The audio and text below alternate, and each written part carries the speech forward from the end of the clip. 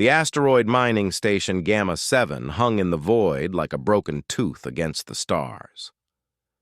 Commander Sarah Chen watched through the observation deck as her crew worked the extraction equipment, pulling precious metals from the floating rocks that drifted past their position.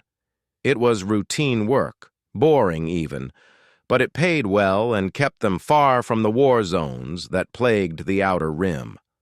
The war had been raging for 3 years now.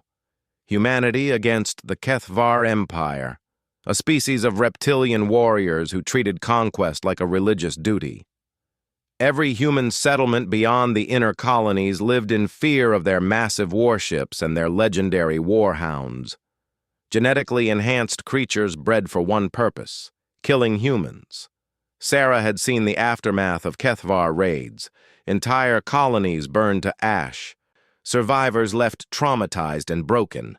The warhounds were the stuff of nightmares, standing 8 feet tall with razor-sharp claws and intelligence that rivaled any human soldier. They were living weapons, programmed from birth to hate and hunt. A proximity alarm shattered the quiet hum of the station. Sarah rushed to the command center where her communications officer, Lieutenant Rodriguez, was frantically adjusting his equipment. "Commander, we've got debris incoming. Looks like wreckage from a battle," Rodriguez reported, his voice tight with concern. Through the main viewer, Sarah could see twisted metal spinning slowly through space. Hull fragments, weapon components, and what looked like pieces of escape pods tumbled past their position. The metal bore the distinctive angular designs of Kethvar construction. "Any life signs?" Sarah asked, though she doubted it. Space was unforgiving, and whatever battle had happened here was clearly over. Rodriguez ran his scanners across the debris field. "Wait. I'm picking up something. Very faint, but there's definitely a biological signature. It's weak, barely registering." Sarah felt her stomach tighten. If there was a Kethvar survivor out there, they were all in danger. A single warrior could tear through their small crew without breaking a sweat. But protocol was clear. They had to investigate any distress signals, even from enemies. "Prep the rescue shuttle," she ordered. "Full combat gear. If it's a warrior, we'll need every advantage we can get." 20 minutes later, Sarah found herself suited up and approaching the source of the signal with her security chief, Sergeant Williams. Their shuttle's lights cut through the darkness, illuminating chunks of what had once been a Kethvar patrol vessel. The life sign was coming from inside a twisted section of hull that had somehow maintained partial atmosphere. Williams, a grizzled veteran with scars from the early battles of the war, kept his weapon ready. "I don't like this, Commander. Could be a trap." Sarah nodded, but continued forward. As they entered the wreckage, their lights revealed the carnage within. Kethvar bodies floated in the zero gravity, their reptilian features frozen in death. But there, in what had once been a holding cell, they found the source of the life signs. It wasn't a warrior. It was something else entirely. The creature was massive, easily 8 feet long, even curled up as it was. Its fur was a deep black with silver markings, and it breathed in shallow, labored gasps. Blood matted its side where shrapnel had torn through flesh and fur. But what struck Sarah most was its face, distinctly canine, with intelligent amber eyes that tracked their movement with surprising awareness. "Is that—" Williams started, then stopped, unable to finish the thought. "A warhound," Sarah whispered. She had never seen one alive before, only in military briefings and propaganda videos. Up close, it was both more terrifying and more beautiful than she had imagined. Even wounded and dying, it radiated a dangerous intelligence. The creature's eyes met hers, and she saw something unexpected there.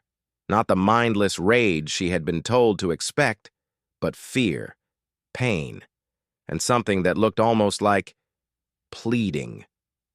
"We should leave it," Williams said, his voice hard. "Things probably killed hundreds of our people."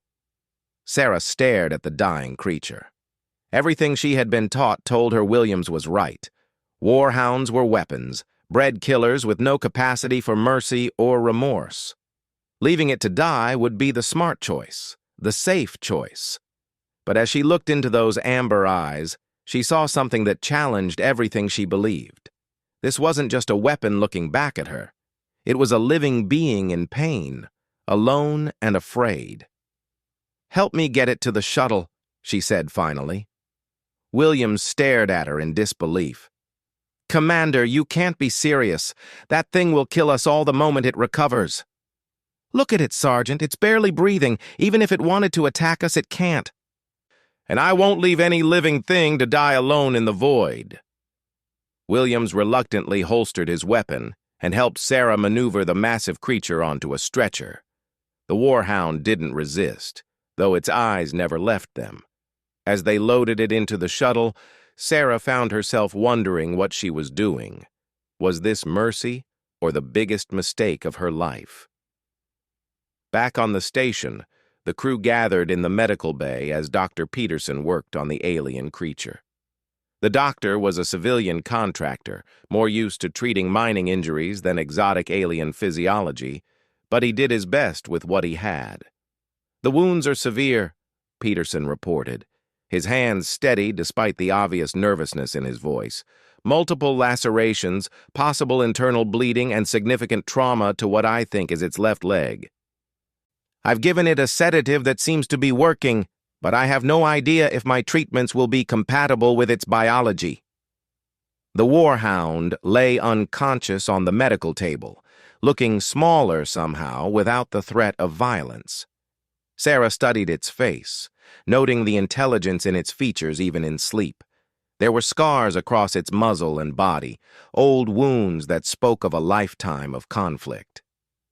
"Commander," Rodriguez approached her with a worried expression, "I've been monitoring fleet communications.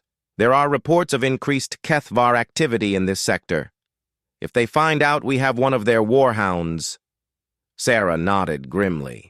The Kethvar were fanatically protective of their warhounds, considering them sacred weapons blessed by their war gods. Taking one prisoner was considered an act of ultimate blasphemy. If they discovered what Gamma 7 had done, they would stop at nothing to retrieve their creature and punish the humans who had dared touch it. "How long before it wakes up?" she asked Peterson. "Hard to say. Could be hours, could be days. I've never worked on anything like this before." Sarah made her decision. "We'll keep it sedated until we can figure out what to do. Rodriguez, send a coded message to Fleet Command. Tell them we have a situation that requires immediate consultation." As her crew dispersed to carry out her orders, Sarah remained in the medical bay, watching the sleeping warhound. She had acted on instinct, driven by a human impulse to preserve life even in the face of danger. But now, in the cold light of reality, she wondered if her mercy would doom them all. The creature's breathing was steadier now, and some of the tension had left its massive frame. In sleep, it looked almost peaceful, like some giant dog dreaming of better times. But Sarah knew better than to let her guard down. When it woke up, she would learn whether humanity's greatest enemy was capable of something other than hatred. Outside the medical bay's viewport, the stars continued their eternal dance, indifferent to the small drama playing out on a mining station far from any help. Whatever happened next would test everything Sarah believed about the nature of enemies, the meaning of mercy, and whether compassion could exist even in the darkest corners of war.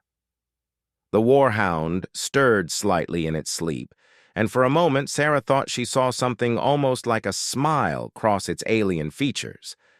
Then it settled back into unconsciousness, leaving her alone with her doubts and the weight of a decision that could change everything. KL-23 woke to the taste of metal and the soft hum of alien machinery. The first thing he noticed was the absence of pain, or rather, the dulling of it to a manageable level. For the past rotations since the ambush, Agony had been his only companion as he lay dying in the wreckage of his transport ship. The second thing he noticed was that he was no longer in space. His eyes opened slowly, adjusting to the soft, artificial lighting. The ceiling above him was unfamiliar, constructed with the smooth lines favored by humans rather than the angular architecture of the Kethvar. Panic should have flooded his system. He was in enemy hands, but the sedatives in his bloodstream kept his reactions muted. A soft sound made him turn his massive head. A human female sat in a chair beside his medical bed, reading from a data pad. She was small by Kethvar standards, though he knew humans considered her average-sized. Her hair was dark and pulled back in a practical style, and she wore the blue uniform of their civilian space forces. She looked up and met his eyes, and Kyle saw something unexpected there. Not fear, exactly, though there was some of that. Not hatred, which would have made sense given what his kind had done to hers. Instead, he saw curiosity and something that might have been concern. "You're awake," she said softly, setting down her data pad. "How do you feel?" The question caught him off guard. In all his cycles of life, no one had ever asked him how he felt. Warhounds were created to serve, to fight, to die when necessary. Feelings were irrelevant. Weaknesses to be bred out of their genetic line. He tried to speak, but found his throat dry and raw. The human, he could smell that she was female, and that she had recently consumed caffeine, reached for a container of water and held it near his muzzle. "Can you drink?" she asked. Kale stared at her for a long moment.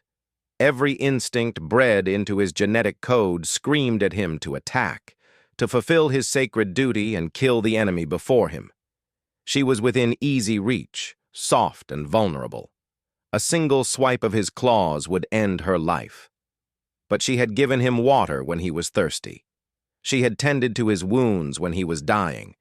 She had asked how he felt as if his answer mattered. Slowly, carefully, he lapped at the water. It was clean and cool, nothing like the recycled fluid he was used to on Kethvar ships. The human watched him drink with that same curious expression. "My name is Sarah," she said when he finished. "Sarah Chen. I'm the commander of this station." Names, another foreign concept. Warhounds had designations, not names. He was Kale 23, the 23rd of his genetic line to be activated for service, but the sound of her name, Sarah, seemed to carry weight beyond mere identification. He started, then stopped.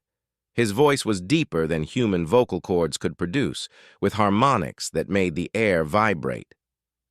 "I am designated Kale 23. Sarah nodded, as if this made perfect sense. "Kale, that's a good name." "It is a designation," he corrected, though something about the way she said it made it sound different, more personal. "Tell me what happened to your ship," Sarah said, settling back in her chair. "We found you in the wreckage." Kale's memories of the battle were fragmented, confused by pain and trauma. "Ambush," he managed. "Human fighters. My packmates died. Ship was destroyed." He watched her face for signs of satisfaction at this news, but saw only sadness. Another confusion for his ordered mind. Why would an enemy mourn his losses? "I'm sorry," Sarah said, and the genuine regret in her voice was unmistakable. "War is terrible for everyone involved." This statement violated everything Kale had been taught about humans. They were supposed to be savage, mindless creatures who gloried in destruction. They were weak, cowardly beings who fought from a distance because they lacked the honor for true combat. They were faithless, soulless entities who deserved only death. But this human sat beside his bed, offering water and sympathy to her enemy. "Why?" he asked finally. "Why what? Why did you save me? Your species and mine are at war. I am your enemy." Sarah was quiet for a long moment, considering her answer. "Because you were hurt and alone," she said finally. "Because leaving you to die in that wreckage would have been wrong, no matter what uniform you wear." "I am a weapon," Kyle told her, needing her to understand what she had done. "I was created to kill your kind. It is my purpose." "Maybe," Sarah said. "But you're also alive. You think, you feel pain, you have memories. That makes you more than just a weapon." Over the next few days, Sarah visited regularly. Sometimes she brought food, synthesized proteins that were surprisingly palatable to his carnivorous digestive system.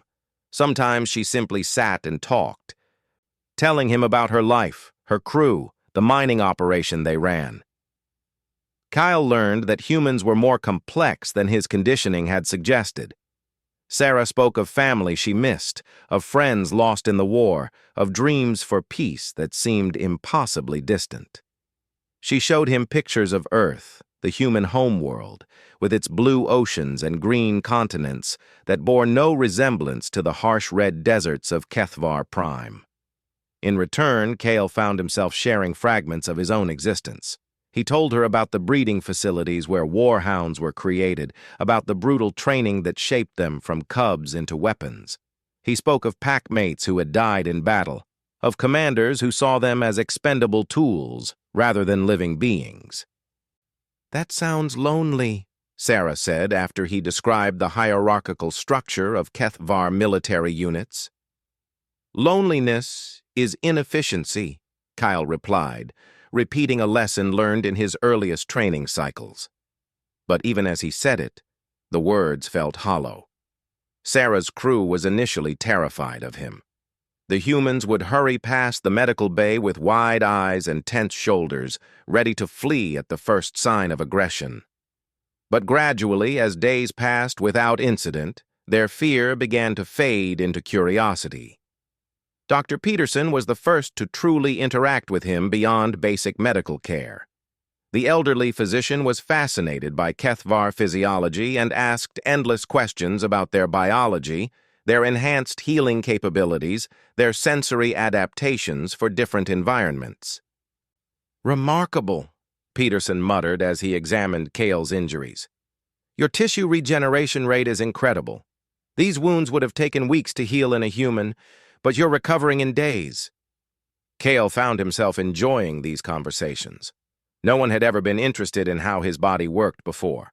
The Kethvar scientists who created his line had documented everything but never explained it to their subjects. Sergeant Williams remained hostile, never speaking to Kale directly, but watching him with obvious suspicion. Kale understood this reaction. It was how he had been taught to view humans.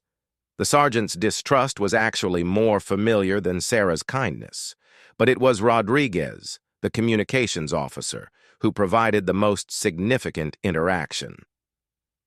The young human was fascinated by Kethvar military technology and peppered Kale with questions about their ships, their weapons, their tactical doctrines.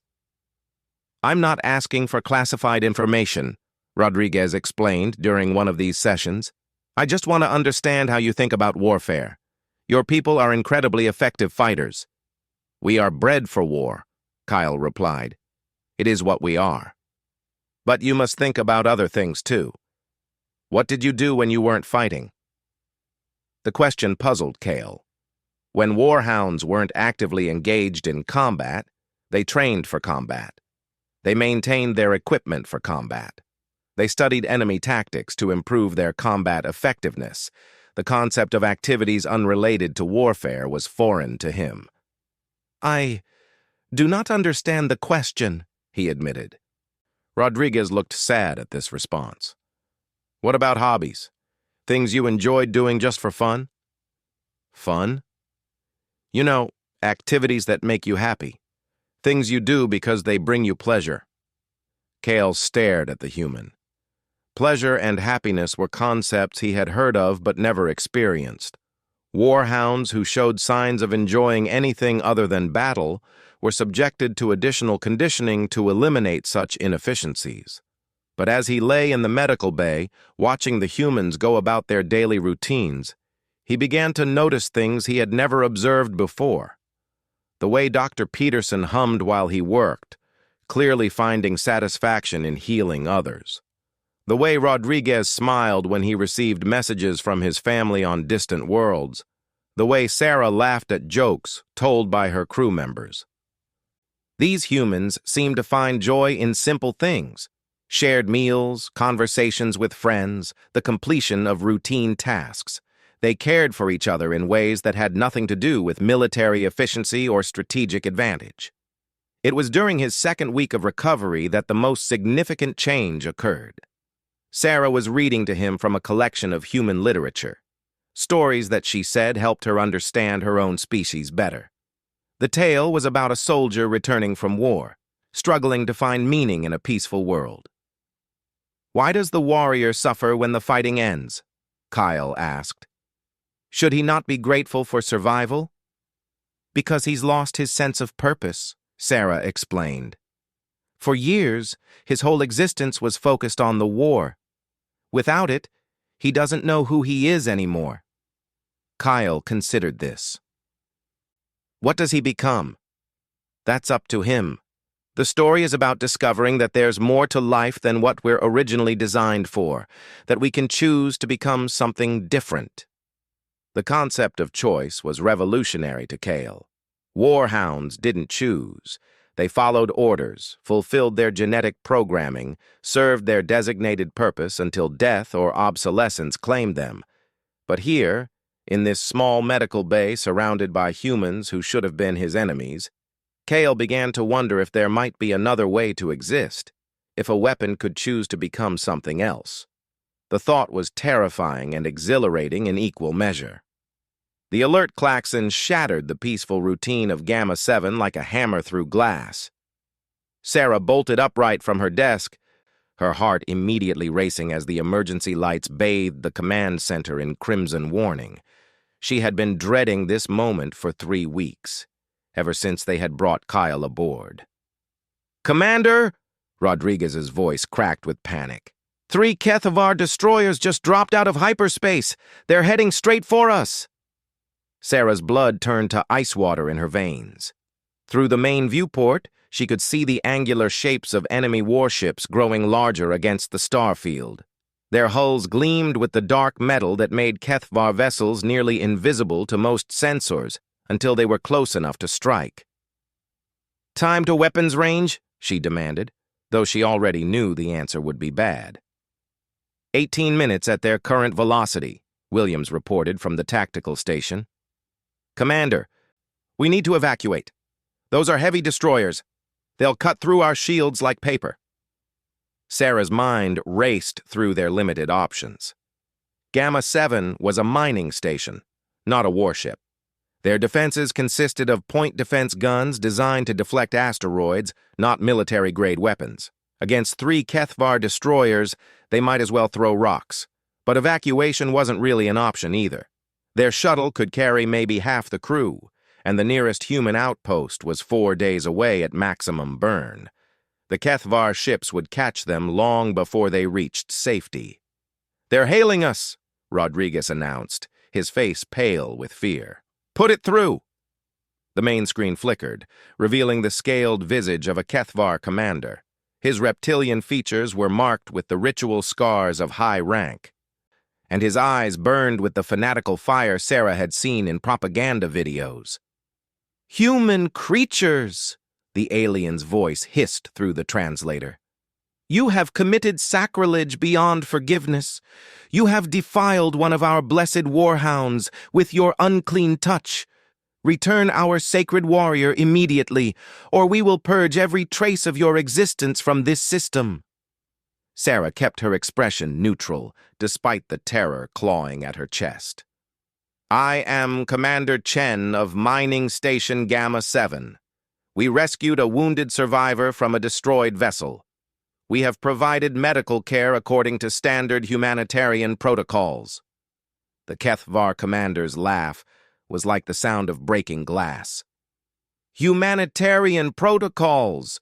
You dare speak of mercy while holding one of our God's chosen warriors prisoner? Your species knows nothing of honor or righteousness. Prepare to face judgment. The transmission cut off, leaving the command center in tense silence. Sarah stared at the growing shapes of the enemy ships, her mind racing through impossible calculations.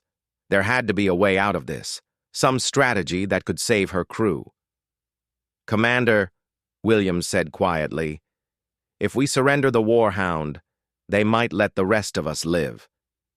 Sarah looked at her security chief, seeing the desperate hope in his eyes. It was the logical choice, the one any reasonable commander would make. Trade one alien life for 30 human ones.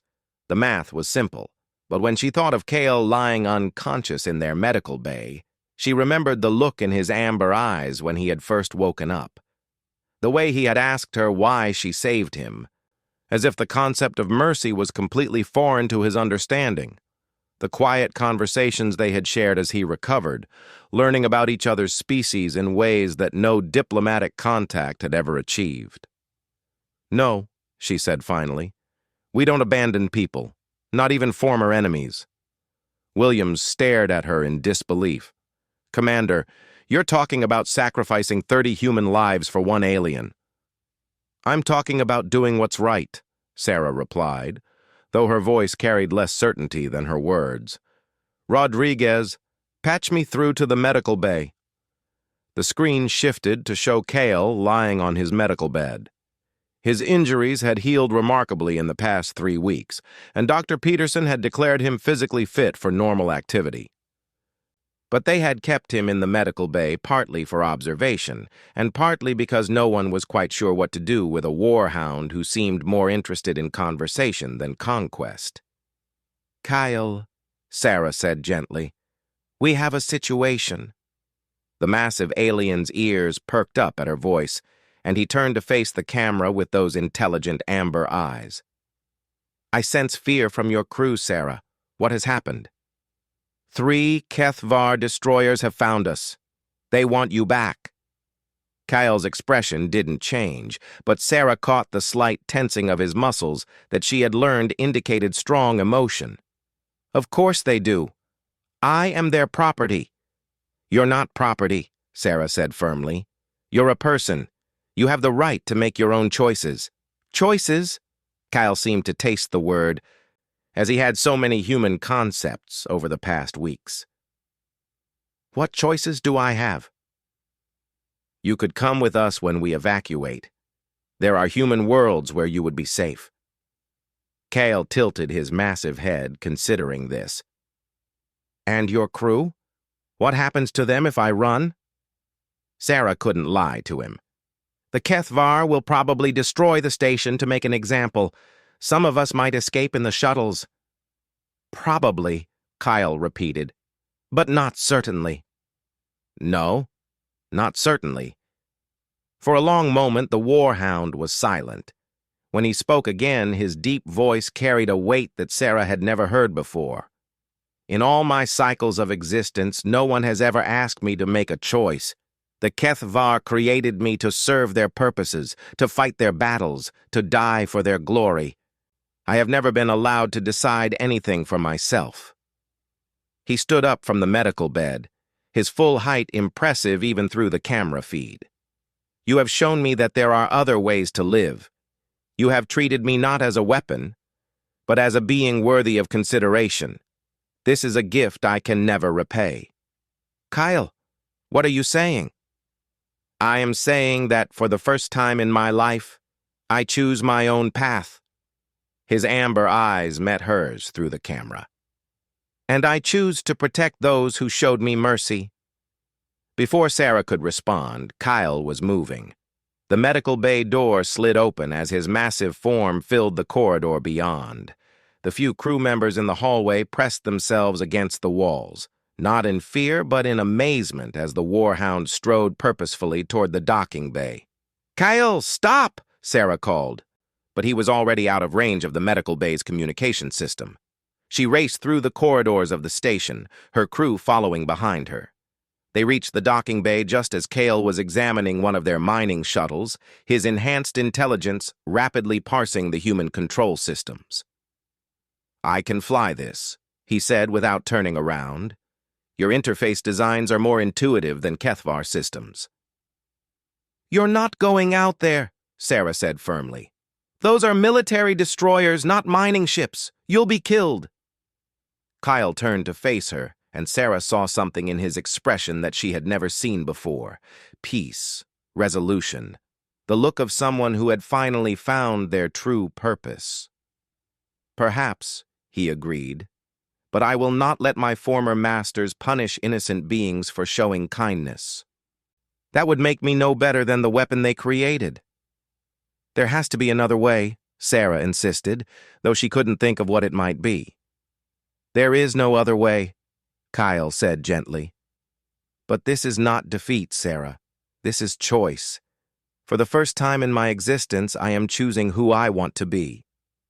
He paused at the shuttle's entrance, looking back at the humans who had gathered to watch him leave. Thank you, he said simply, for showing me that mercy exists, for teaching me that enemies can become friends, for proving that there is more to existence than violence and hatred. Kyle, Sarah started, but he held up one massive paw.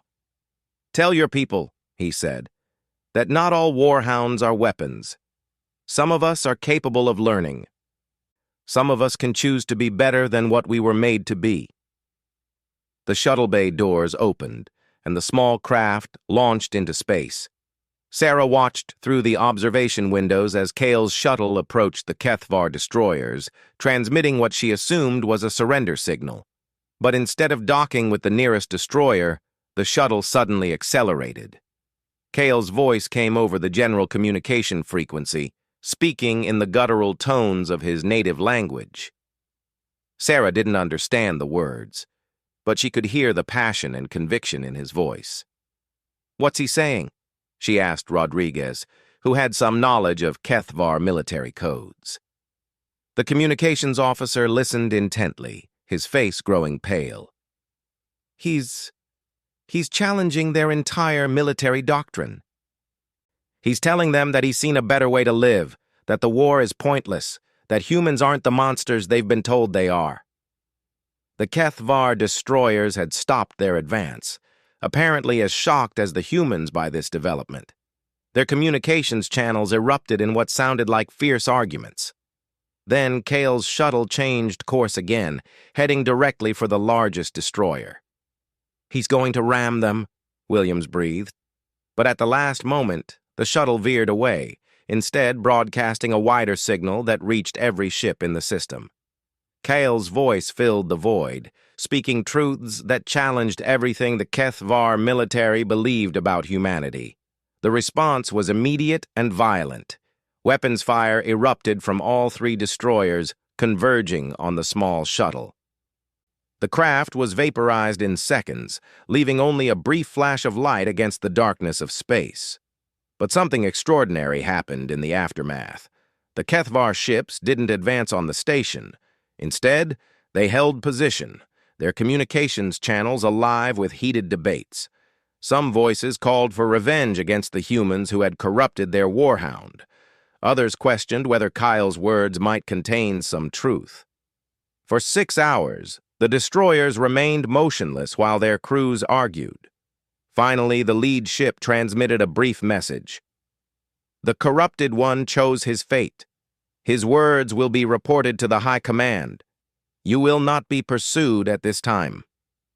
The three destroyers jumped back into hyperspace, leaving Gamma 7 alone with the stars. In the days that followed, reports began filtering in from across the war zone. Some Kethvar units were fighting with less ferocity than before. There were rumors of warhounds refusing orders, of entire packs abandoning their posts to seek asylum with human forces. Kale's sacrifice had planted a seed of doubt in the minds of his people. The idea that their sacred warriors might be capable of growth, of choice, of mercy. It was a concept that challenged the very foundation of their militaristic society. Sarah kept a small memorial in her quarters, a picture of Kale that Dr. Peterson had taken during his recovery. In it, the massive war hound was looking out through the observation window at the stars, his expression thoughtful and peaceful. Below the picture, Sarah had written a simple inscription. He chose to be more than what he was made to be. The war continued, but something had changed. Word spread through both human and Kethvar forces about the war hound who had chosen mercy over vengeance, compassion over conquest. Some dismissed it as propaganda or wishful thinking. But others began to wonder if perhaps there was another way to live, another choice to be made in the darkness between the stars. And in the wondering, the first seeds of peace began to grow.